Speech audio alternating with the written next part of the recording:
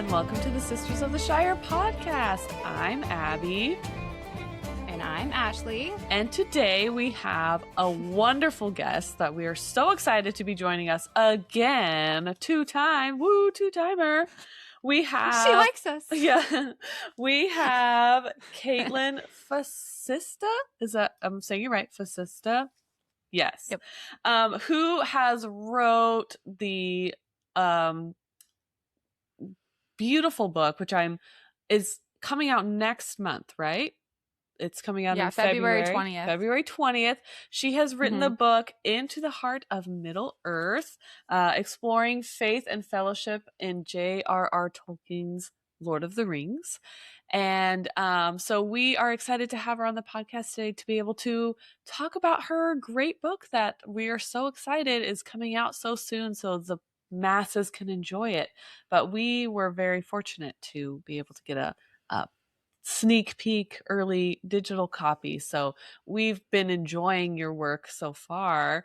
But we are so happy to have you on the podcast with us today. Thank you for having me back. This is really fun. I always love chatting with you guys. Yay! Hey. We enjoy having you too. So first off, how are you doing? How's everything going? How does it feel to be published and have a physical book? It's crazy. It feels very surreal. And I honestly haven't even had time for it to sink in yet because I've been so busy, doing all kinds of little things related to the book stuff. So hopefully soon I'll be able to just sit and relax with it, but haven't had a chance yet. Yeah. I was telling Ashley that I saw you post kind of a picture of you with your book in your hands. And I'm like, I think it was just a proof, but I'm like, is it that huge? The book was so big. It was probably 2 feet by, or something huge like that. Yeah. That was when the cover art was finished, my publisher sent me a big foam board of it. Oh, okay. And that was my cover reveal. And I had a couple people be like, why is it so big? Yeah. And I was like, that is not the book. Yeah, the book is it's right behind me. It's very normal size. Okay, good. It's a regular size. I was like, I don't know if I have shelf space for something that big. No. But I was like, maybe it's a coffee table book. I don't know. Maybe she's going for it. Who knows? Someday sized. Yeah. Yeah, it's a large print. Hey, in the Lord of the Rings, have you noticed their books are huge? They're this big. When he's Gandalf was looking through books, I'm like, okay, who has bookshelves? Yeah, it's one of those. Yeah, who has bookshelves that big? Even the red one's pretty big too. I know. Who has bookshelves that big? They're the kind of crazy people who stack their books up like this. Could it be me? It couldn't be me. Well, luckily for everyone, it's not that huge. Okay. It's a very normal sized, regular sized book. Well, we're so excited for, like you said, it's coming out on February 20th. I think you said. That's coming up. That's so soon. And are pre-orders available now though, or is that okay? Yep. Okay. Anywhere. Amazon, bookshop.org. I've seen it on Books A Million, Barnes & Noble, pretty much anywhere you buy books, you should be able to find it. Okay, cool. Well, I'm definitely ordering it for a friend of mine whose birthday's in March and who would love this book. So I'm excited to get that for her. Awesome. Actually, I have a question that is right around that realm, Abby, if you don't mind me interrupting. So I see it's on paperback, hardcover, audio. What other versions will it be coming out in? Or is this, I don't want to say, is this it? But I'll buy it no matter what. But I do believe that there will be an ebook, but there currently no plans for a hardcover. And I haven't had I think if it's very successful, we could do an audiobook is probably the thought that my publisher is having, but we haven't had any discussions about it quite yet. Okay. got it. Cool. Would you read it yourself if you did an audiobook, or would you? I don't know. I could. That'd be cool. It would be weird listening to my own book with someone else read it. True. But I was going to say, Who would you even want? Like Andy Serkis. Yeah. Just have him. We're shooting He's high. on a roll anyway. We're shooting high here. Andy Yeah. Serkis. No, it would have to be like Lloyd Owen or something. Or we were watching the Fellowship. My mom was watching the Fellowship the other day, and we walked into her house, and she paused it, and she's watching on Amazon Prime, where like when you pause it, it like pops up with like info, and there was like whose actors are who were playing who, and there was a thing that popped up that I think his name was like Andy Wood or something like that, or something close to that, and it just said The Ring under it. Like he's the voice. Is he like the one who's whispering? Yeah, he's the voice of The Ring. I was thinking about that. I was like, I'll look into that guy. I was like, yeah, his whole role is like, I see you. And so, how much did that guy get paid? And my son was like, hopefully a lot. Yeah. My son was like, what? I mean, what a cool, like, he's like, what a cool job. It's like, who are you? I'm The Ring. It's like, that's me. And I'm like, you should get that guy, except he would whisper your book the whole time. It's like ASMR. Yeah, you're like, huh? You know, he might be too big for you. He is The Ring, so he might be a hard. He might get. be, yeah. But you have a very calming voice. I feel like it matches the aesthetic of the book as well. So yeah, I say you go could for do it. it. You could do it. You never know. Another opening question for you though. Have you been celebrating any of the 25th anniversary movie things? Like, you know, we've seen a lot of people on social media, they're like, I did the marathon in the movie theater. Have you been doing any of that? Or I think you mentioned before that you didn't even get to see the movies in theaters when you were younger. Yeah, I've never seen them in theaters. I have not had any time. I have 6 kids at home, and the thought she's like an established author, Abby. Just like the logistics of finding a babysitter, paying a babysitter, going for to 4 hours. You know, yeah. Like if I'm gonna pay a babysitter for 4 hours, I'm not gonna watch a movie that I can watch at home, even though it sounds really cool. Like it's just not the season of life that I'm in right now. It's totally unrealistic.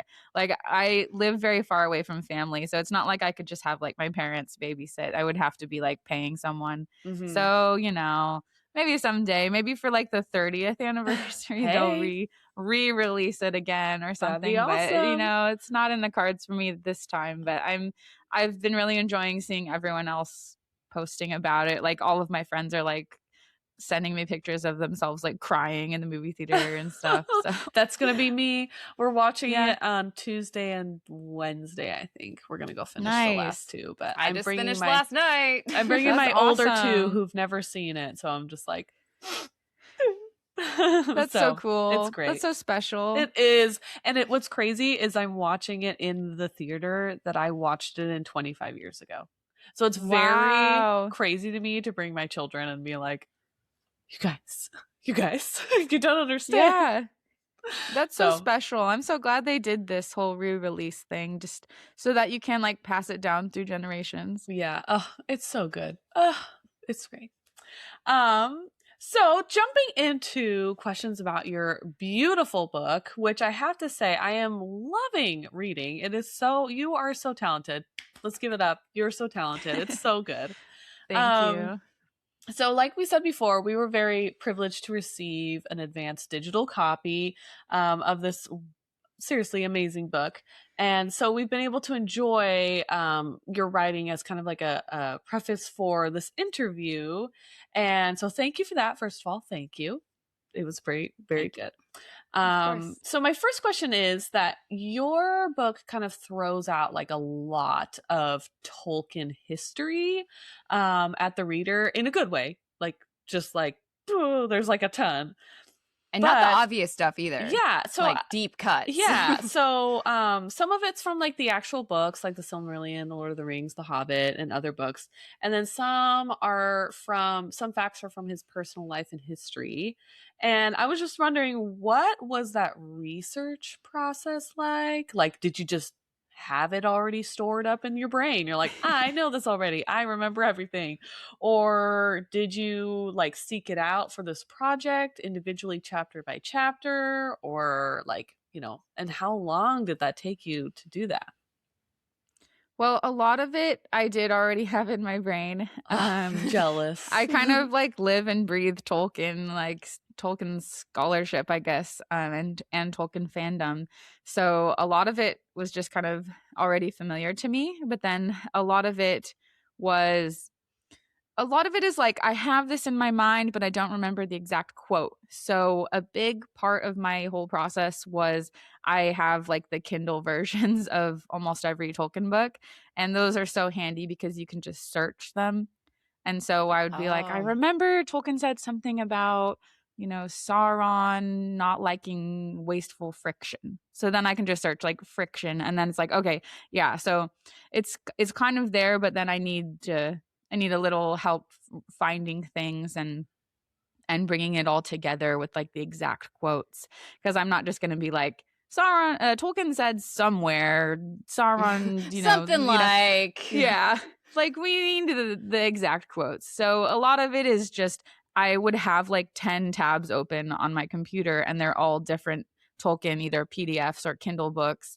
And I'm just kind of going through all of them. And I would say at the beginning, I basically compiled like a document of like everything.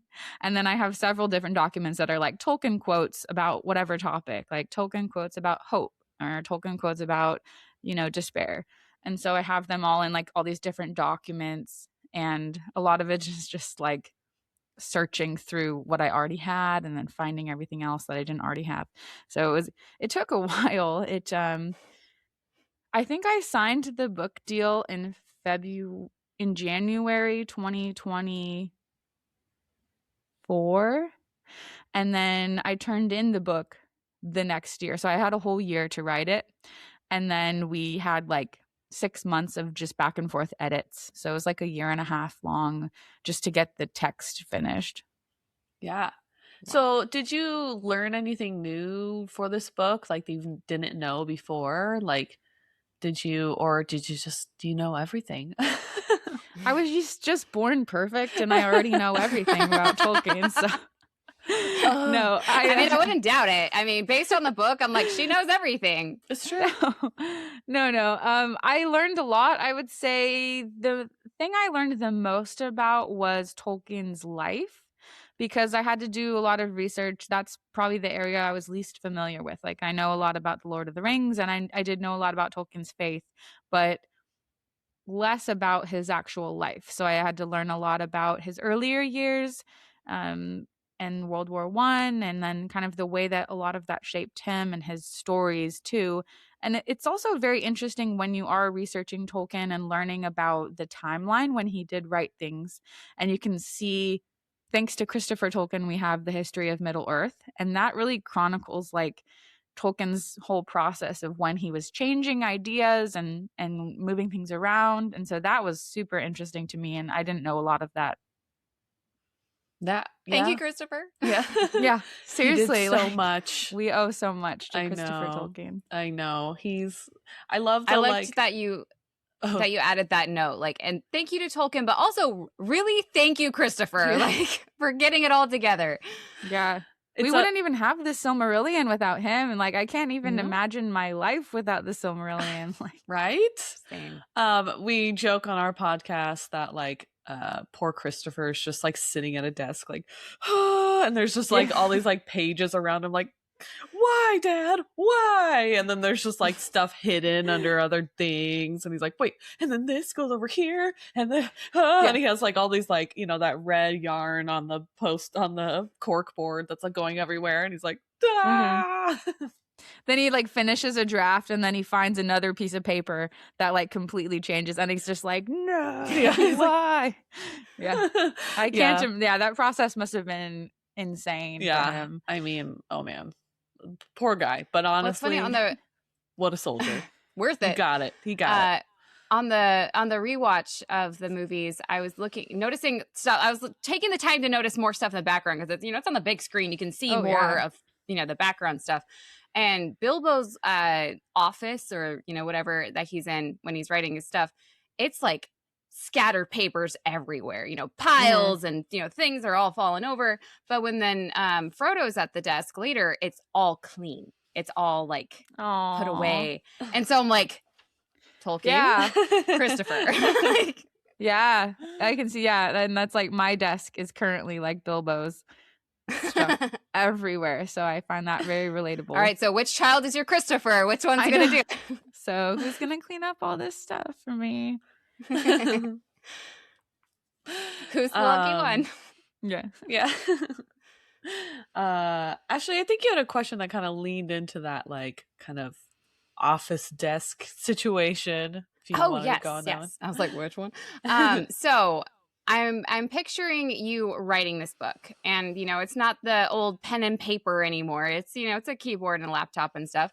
But what does Kaitlyn's like Zen in the groove writing look like? Like, are you on your laptop in an office or on the couch? Is there music playing? What snacks did you have available that really fueled you? Like, what does that look like? The hard-hitting questions. Tell us.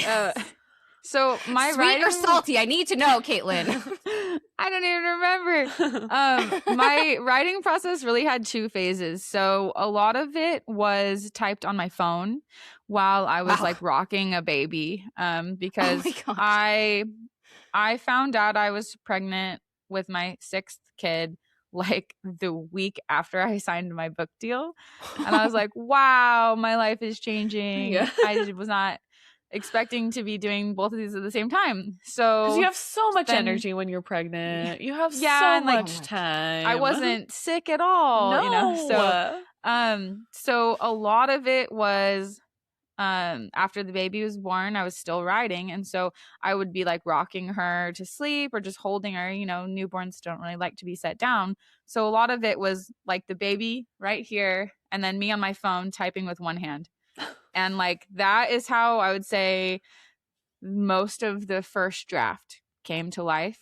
And then in between those moments, whenever I had a couple of hours, whether my husband was home and he could take the kids or I had a babysitter, I would go to like Panera or any coffee shop.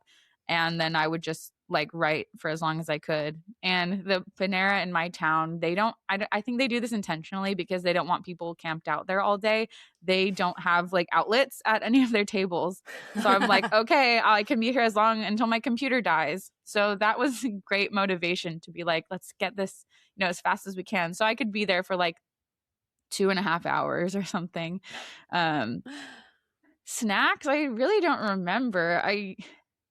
I think I would drink a lot of iced coffee if I was at the coffee shop. That's kind of my go-to drink. And then like, I don't know, like a croissant or something. But I don't think I had any fancy specific.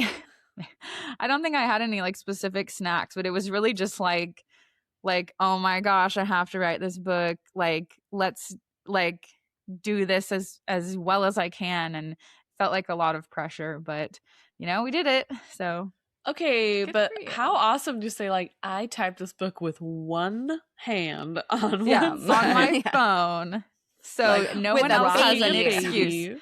Yeah, and like that's how I used to think. Like towards the beginning of the process, like I can only do this if I sit down and I have 8 hours straight to work, And then I soon realized like, okay, this book will never get written if that's the case. So I really had to kind of mentally talk myself into like, no, this book is going to be written in 10 minutes at a time on my phone. And it would be like the draft I had typed on my phone obviously is like typos and it's very rough. But then after that, it was like when I did get time to my computer, it was like time to refine it. So it was kind of good in a way too, because it gives you that break between the rough draft and the revision. I had this really great app that I loved called Dabble. If anyone is writing a book or even like a long project, a big multi-chapter project or like a thesis, it's super great. I like highly recommend it. Oh, okay. Nice. Yeah. I'll have to tell my friends trying to get her book out there. So maybe I'll. Yeah. Oh, help her with that one. Speaking of no power outlets, I am going to send you a link for the thing I got myself for Christmas because I had the same issue. Not writing a book, obviously, but you're at the YMCA pool. There's no outlets anywhere, and I'm like, okay, you can keep swimming until my laptop dies. I now have basically think of like a power brick, but it has a plug. Ooh, that's cool. Okay. Yeah. Very handy. I'll send you the link. Okay. Game changer, man. Yeah. That's awesome. So when I was reading this book, I was noticing that it just feels so lovingly warm and personal. And I feel like this was a very personal book for you. I mean, there's some people who write that you're like, oh yes, this is my life's work, but it's a story about other people. It's a story about a whole other world and stuff like that.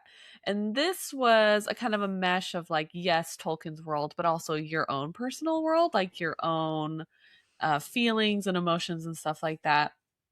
And if I can say, it feels like when I was reading it that you opened your heart on many of the subjects and many of the chapters that that you shared what has been maybe healing or educational to you throughout your life.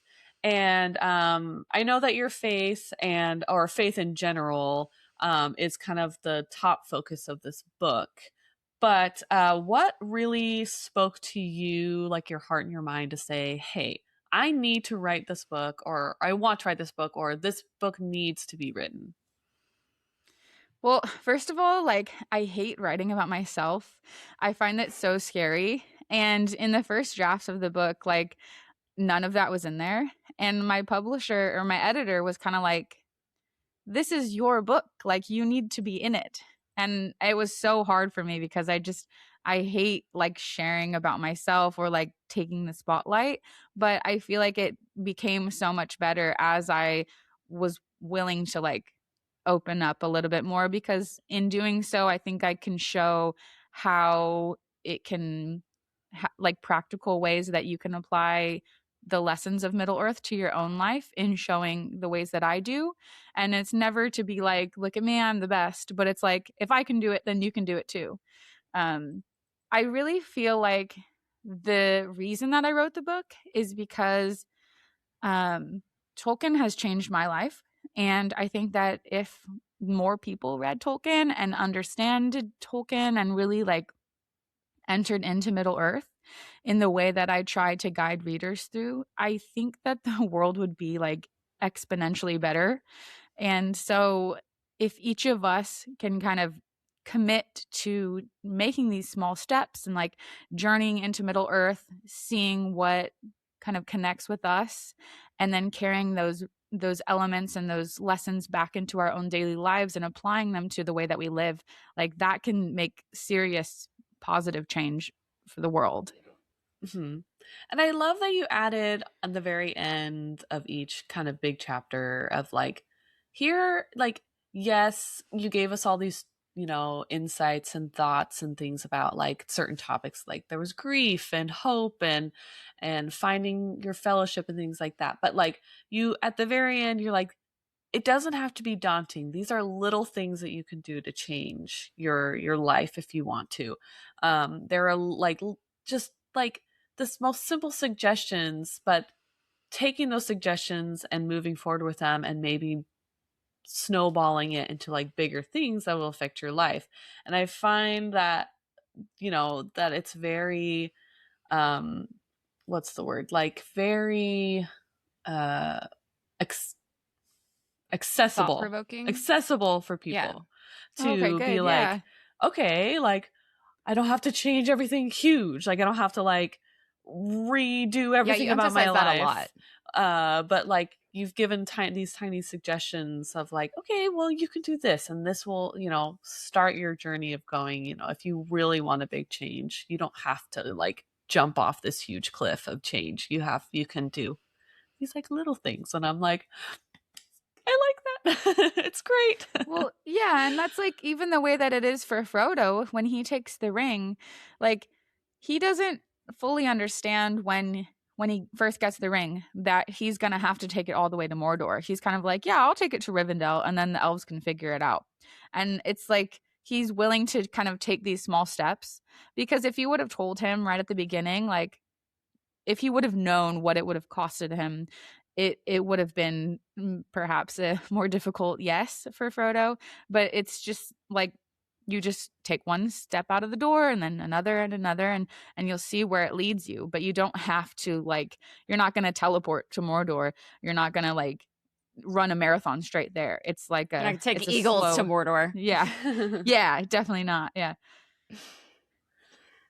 But one thing I was trying to explain to my dad, because my dad is my like book person I always talk to about books, and he always, what are you reading?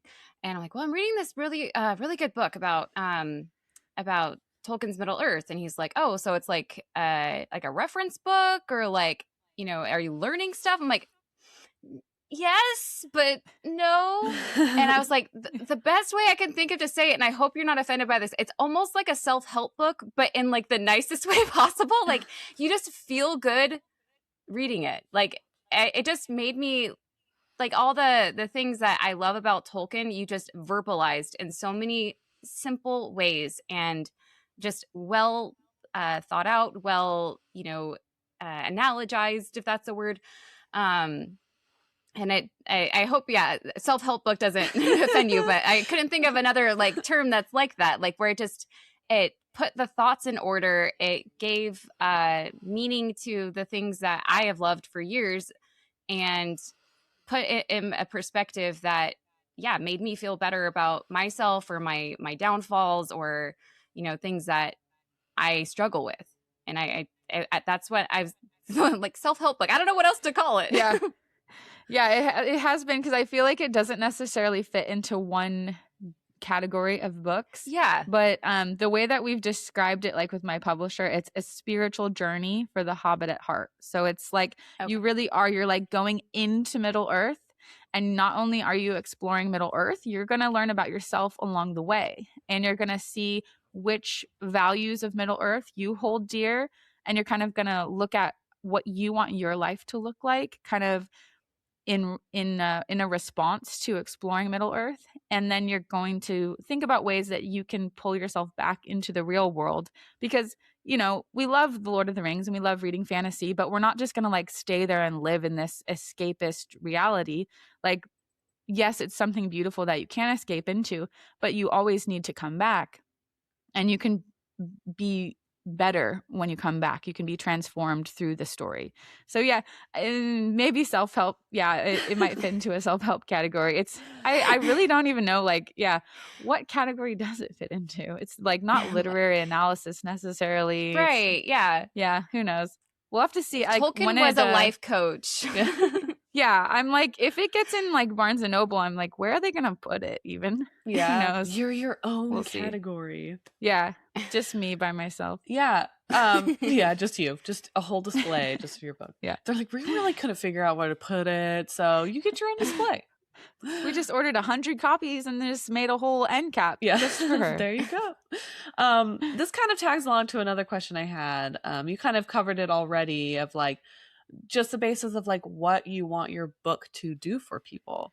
Like, you know, Ashley mentioned a self-help. I also wrote down like a feeling of belonging, you know, a feeling of, okay, like I, you know, want this type of life, and how can I get to that point, kind of thing. So what do you feel when you were writing this book? You're like, I'm writing this because I want to give what to my readers? What do I want, you know, out there? Yeah, I really want people to, first of all, understand Tolkien and understand the Lord of the Rings. I think a lot of people feel intimidated by Tolkien, and so they never pick up the book to begin with. And then B, a lot of people totally misunderstand the Lord of the Rings, where they're like, I don't know, they see Tolkien's it's just villains, goblins and dragons. Yeah, that's it. Yeah, so there's just a complete like widespread misunderstanding of Tolkien, I think, across society. So I would love to help resolve that in whatever way I can. But I also think that there is a huge there's a lot of darkness in our world and so much suffering and pain and despair. And Tolkien is such a source of hope for myself and for a lot of other people I know. And so if I can kind of almost like, if I can like guide your gaze to this hope that Tolkien is, it's almost like lift your eyes up to see the star of hope. And that's like kind of how Tolkien's works are for me. So if I can help like hold your hand and walk with you as you discover your own hope and courage and fellowship through the story, like that's my role as the author of this book. That is beautiful. Like I'm like almost tearing. That was so beautifully put, and exactly if I could have answered that question for you, that would have been my answer. Like that was just perfectly put. That's great. And the second part to that question too is, so like you said, all you want to provide this, you know, hope, and when I was reading your chapters, that I felt that they were filled with this love and this hope in each one, and with the foundations of your own personal knowledge of like your own life, and also your knowledge of Tolkien and the scholarly knowledge of Lord of the Rings and things like that, and your own personal experiences. But your chapters cover a lot of things, like I said before, like finding your fellowship was one of my favorite ones. There was ones about letting go of things. There was ones about grief, stuff like that. But were there any chapters that were more difficult to write for you? And were there any that were more like, I love this so much, I could have written like 60 pages on this one thing? I think the hardest thing for me was like sorting my thoughts into different groups for the chapters, because especially towards the middle of the book, I feel like the chapters were so similar in my mind. Like when we talk about discernment in one chapter and temptation, and then we talk about being a steward in another, like those two chapters, as I was writing them, I kept like almost wanting to turn them into like some mega chapter. And they overlap, of course, like pretty well. Yeah, and they're almost like sister chapters, I guess. And so the temptation to like just squish them all together into one big chapter was hard for me. And of course, like my publisher doesn't want that, because you want the book to be accessible, so chapters should be around the same size and have kind of a similar flows. So finding a way to kind of separate those two, because I feel like the topics are so interconnected. That was a little bit hard for me, but I loved writing about hope. I think it was my favorite topic to write about. Definitely, it's one we need right now. Yeah. Were there any that were harder for you to write, like ones that you're like, oh, like this is just not harder in the sense of like you didn't know much about it, but harder of like, this is just a difficult topic to cover? Yeah. Writing about Éowyn, I think was difficult, because when you first think about her character, I think there's so much nuance to the character of Éowyn, like her motivations, what happens when she rides into battle, and then what happens after. That I think that was kind of something that I had to really sit with and reflect on as I was writing, and really not want to mess that up, because Éowyn is such a great character. She's so important to me and, you know, so many other women. And I think a lot of people tend to give kind of a flat reading to the character of Éowyn, where they're like, she rebels and rides off into battle, but then she gets married and now she's someone's wife. And it's like, that's not... There's so much more than that. No, yeah. You're missing the point. So definitely trying to like sort through that and try and communicate. Do her justice. Do her justice was, I think, like it felt very perilous to me. And then same whenever I would talk about Galadriel. Like, as we know, there aren't a ton of female characters in Tolkien, but when I do get a chance to talk about them, it's like, I'm like, oh, I need to be careful.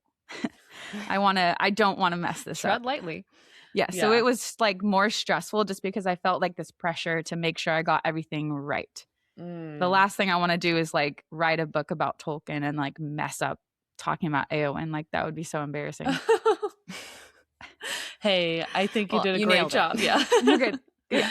10 out of 10. Yeah, I recently, when I was talking about that, I recently went to the theater with my kids to watch it. I took a coworker with me who has never seen them. She doesn't know anything about it, really. And so she watched The Fellowship and she goes, that was pretty good, but it was like 99% dudes. And I was like, okay, just wait for the next one. You're going to meet a great character. She's like, oh, good. Still a lot of dudes, but you know, we get some cool girls. Yeah. So we went to a fan expo thing and I had made my daughter a shirt that had like all of the girl Harry Potter characters that she loved, you know, like Luna and Hermione and Ginny. And I'm like, I would love to make a Tolkien version that has like Galadriel and Eowyn and Arwen, but like, you know, like it doesn't exist in the world. You'd have to make it. Yeah. So one of my favorite things that you included in your book was I mentioned it before, at the end of at the end of your chapters, it's kind of like a suggestion of like things that you can do in your personal life.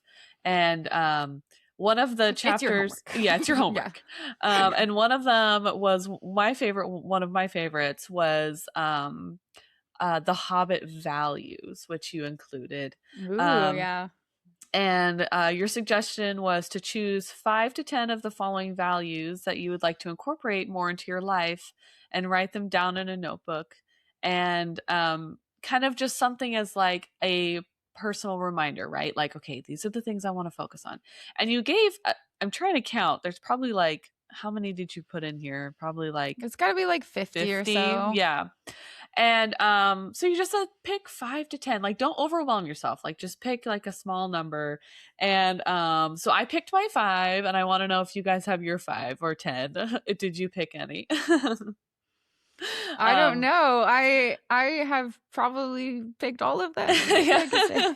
Well, these are the ones that I'm like focusing on my life. Like, okay, at least this month, this is what I want to, you know, try to do more. Mine were adventure and peace and optimism and hospitality and tookishness. Ooh, that's great. Those were mine that I at least want to try for like the next few months. I love that. Tookishness. Yeah. Yeah. Ashley, did you find any that you chose?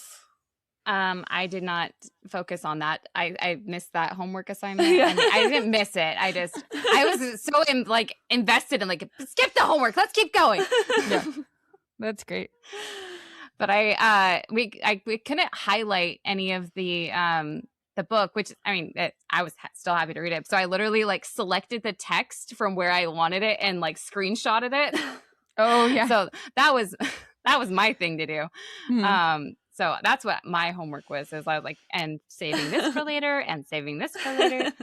You had so many good analogies and so many thought-provoking insights into like people's stories and words and things that I just was like, yeah, that is right. Like, you just blew my mind. Well, that's great. Always good to hear. Speaking of quotes, I would love, I mean, I don't want to spoil it for anyone. Like I said, we got an advanced copy, so people haven't been reading it yet. So I don't want to spoil anything, but I do want to just just kind of capture my favorite quotes that you've written, because they're like, I highlighted them because I'm like, oh, I love these so much. One of them was about, you had a chapter about mirth and a little thing about that, about I like that finding joy in things, and sometimes that laughter and joy can help break you out of, you know, awful things that are happening around you. And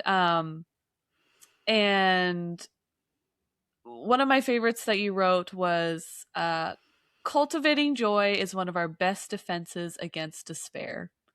And I'm like, oh, it's so true. Like, we can't go out into the world, which is becoming a very, dark and scary world out there, without having that foundation of joy that we, cultivate into ourselves.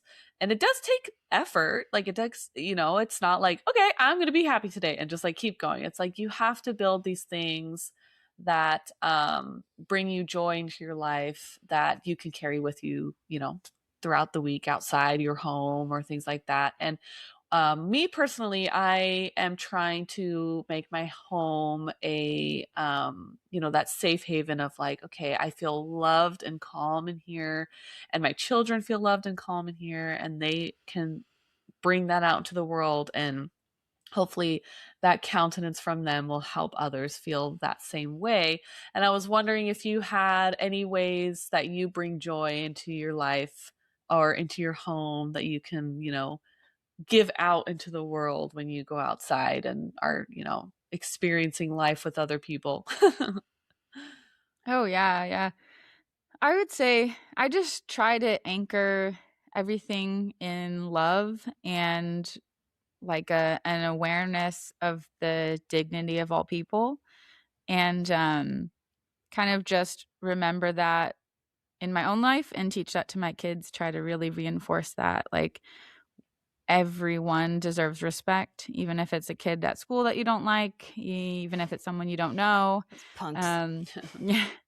Yeah. It's just, there is so much going on right now where certain groups of people are dehumanized, and we have people being attacked and, treated as less than human. And that is just such a serious problem that doesn't fly in my house. Like, that does not happen in my house. That will not happen. I won't tolerate that. Even if my kids have friends over and they kind of might say something to belittle someone else or kind of to treat them as less than someone else, like, nope, not happening. Nope. We don't do that here. It's like that meme from Black Panther. We don't do that here.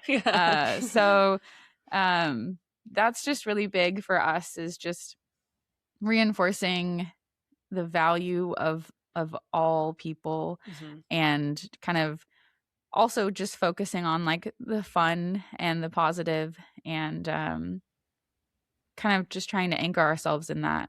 And which is so important. Like, honestly, like, yes, this was always needed to be taught even before things like now have been escalating so much, but it's now the opportunity to really as mothers, teach our children these ways. And also when I find that when I am talking to my children about these things, or I'm teaching them these things, that I'm like, okay, we're like, opening this world together of like, we're going to do this together. I'm not just teaching you and then I'm going to do whatever I want. Like, I'm, doing this with you. This is like a together as a family. This is what we're doing. And that is very important. It's cultivating love in your home enough that my children go out into the world and are like, oh, love is the most important thing. Like, we just need to, be there for everyone and be helpful and be supportive and, help those who, don't feel like they have anyone, and to cultivate that in my house, and like, is like very important to me. And I feel like that is important to you too. So it's, as a mom, I feel you on that one. It's tough raising kids right now. It is. It is. And then Ashley, do you have a quote that you enjoyed? I was literally just going through and I'm like, I love that one, but it's super long. I love that one, but it's super long. I mean, I loved your moment with, I can't quote it directly because it was very long. I'm like, I love this whole section. But, something that I wanted, like, the first takeaway, I think, like, you know what, I should do that more, was your mention about Sam noticing the star. So he's, in the midst of this crappy situation, and he just happens to see this glimmer of a star, and that just like gives him the hope and the refuel that, things are okay. And just noticing the small little things throughout our days, our lives, this was a crappy day, but man, that is a really pretty flower I saw on the ground. Isn't life great? Like, just trying to notice the little things, and, have that counteract the grief and the crappiness that is sometimes the world, was like the first takeaway that I had. Because that is something that maybe we don't do enough in this world, unfortunately. Yeah, definitely, like finding gratitude in things can go a long way in changing your perspective, and looking for the moments of beauty even when you're surrounded by darkness. I also loved your talk about despair and grief, and how it works differently on different people, but how Sauron was just so cunning in the ways that he would like manipulate things to make it worse for different people. Not everyone was grieved by one thing. He just had subtle ways of doing it to, everyone around him. Even the temptations of the ring were different for everyone. It's hard to have like a one size fits all to a treatment of depression or anxiety or anything like that. But to counteract it with the tools that you gave in the book, I feel like are sort of unparalleled. Like it just can't be said enough. Like you just found a way of counteracting all of the bad in this world with all of your nuggets that you found. Good job. That's great to hear. Yeah, I love the way that Tolkien brings us together through things like hope and strength against despair, because despair is like the number one enemy of Sauron.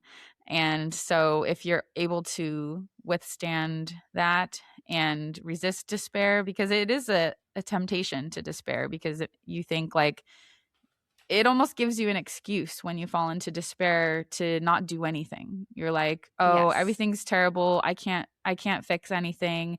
I'll just sit here and waste away while everything gets bad because I know there's no way to stop it. Like that gives you an excuse. You said that about Denethor. I literally highlighted that.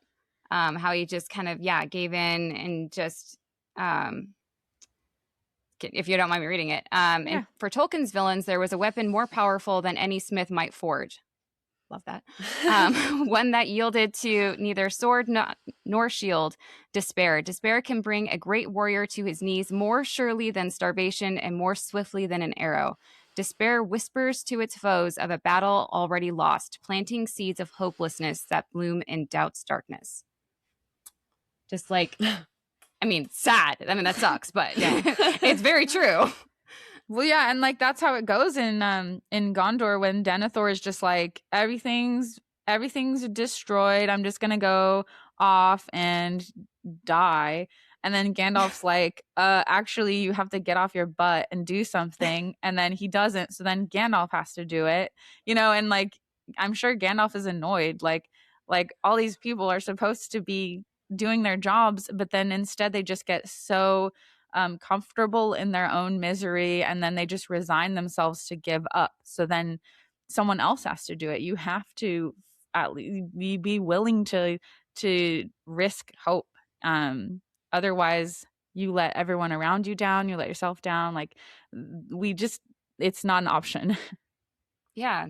And I feel like that's a very good example of, depression too, where you just, you can't help yourself or get out of it. But you have another quote here. Despair promises certainty, whereas hope lives in the unknown, which I thought was very true. Like it's scary to try and, get out of that, comfortable dark cloud, but it is good for you. Like you can do it.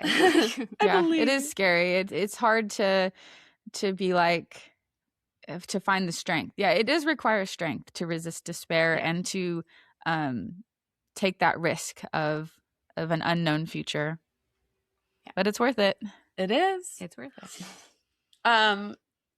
So you being a mother know this. I understand this, that sadly I have to go soon to pick up my child from school.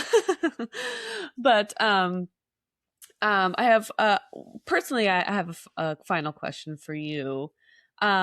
So in, like we talked about before, I hate bringing this as like such like a dark, like, you know, talking about I already took it to the dark things. You're fine. Go for it. So, you know, in these times in the world that's happening right now, I, you know, keep coming back to that amazing quote, that's that very popular quote that Gandalf says to Frodo.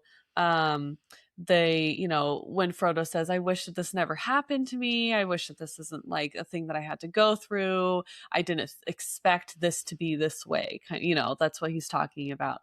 And, you know, and that famous quote of Gandalf saying that, you know, so do I, and so do all who live to see such times, but that's not for them to decide. All we have to decide is what to do with the time that is given to us. And so, do you have anything that you would like to say to those who are listening on our podcast right now or watching on YouTube that will give them that courage out there in the world? I think a big thing for me, especially just as a Christian, I believe that and I guess this could even extend beyond that.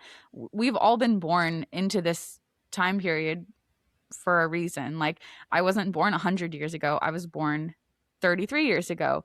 And I'm here. Like, why am I here? I'm here for a specific reason. And I'm here in a specific time and place. And I have specific talents and perspectives and strengths and weaknesses. And like, I'm here for a reason. And so are all of you. And it's not an accident that we exist, I guess, in the time and space that we do exist in, I guess is what I'm trying to say.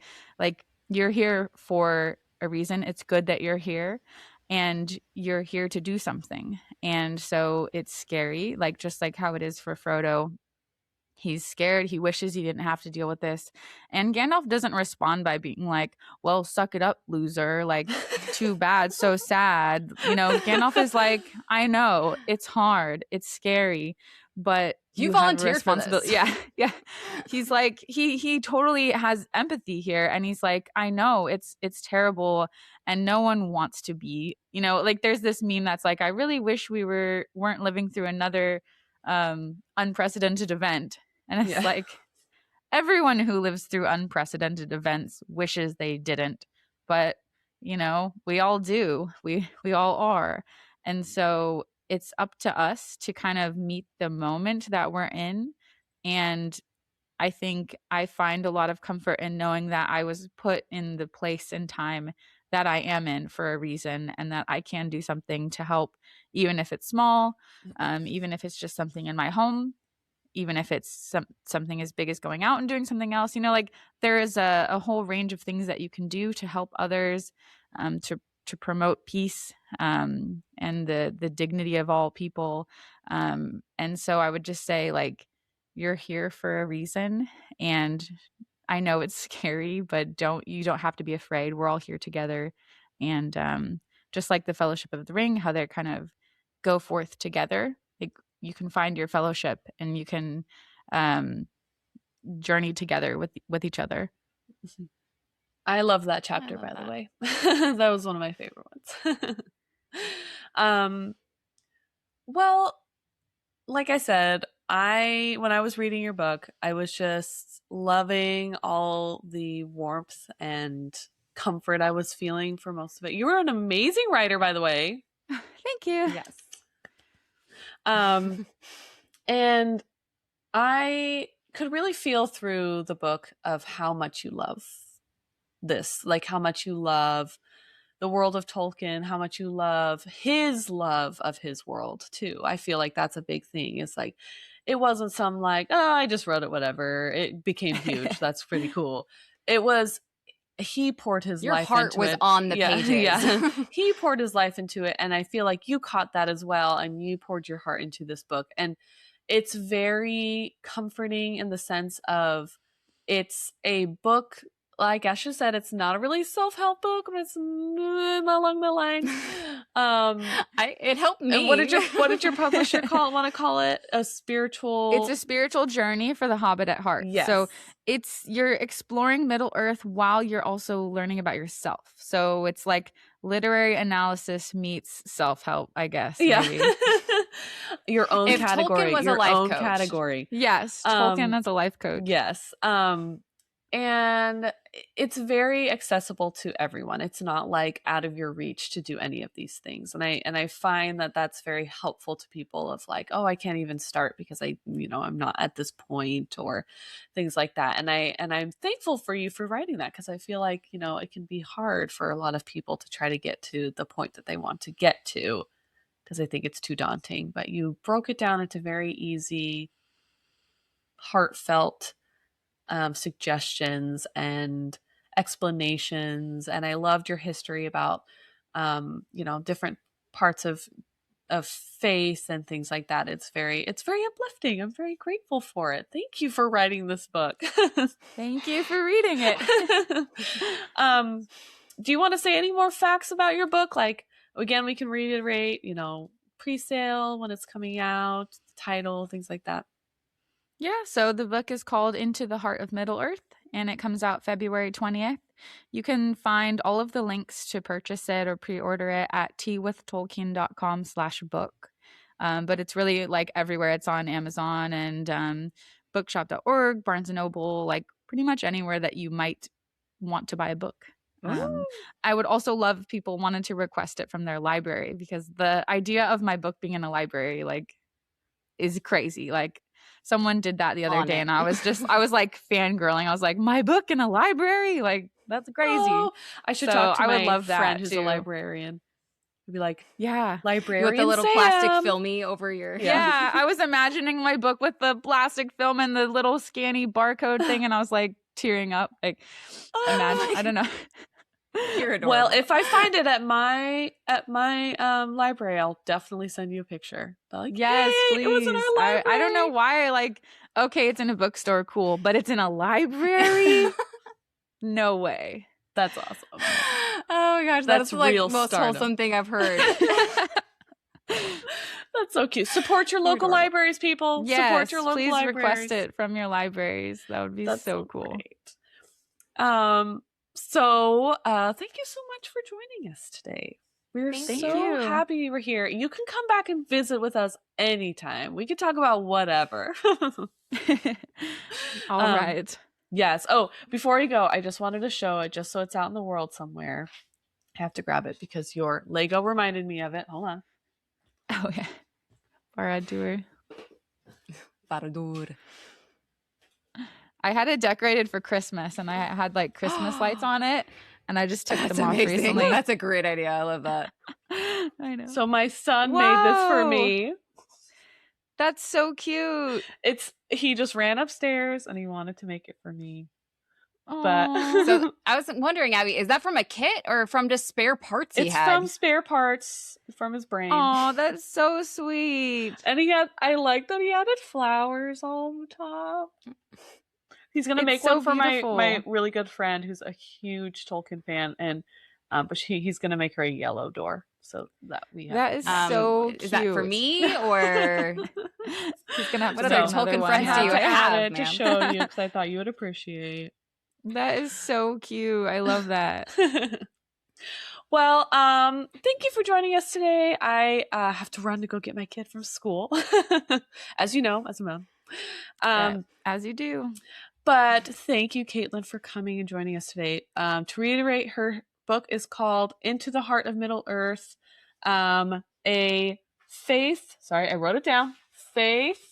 Exploring Faith and Fellowship in J.R.R. Tolkien's Lord of the Rings. And it will be available on February 20th in most of the places that you can buy a book. hopefully libraries. Yes. And so thank you for joining us today. Thank you for sharing your heart and your wonderful words. We are so happy for you. We're excited for your book to come out. And like I said, I will be getting it for a gift for my friend. So I'm very excited. Nice. And I also want like a physical copy, I think would be really fun to have on my Tolkien shelf. Yeah. But again, thank you for joining us today. And Thank you, Kaitlyn. Yeah. And so Thank you. I've been Abby. I've been Ashley. Go for it. You got me? Yeah. Yes. I've been Kaitlyn. Yay! There you go. And we've been the Sisters of the Shire podcast with our extra sister today, Kaitlyn. And we are so happy you joined us today, and we hope you can join us next time. Bye!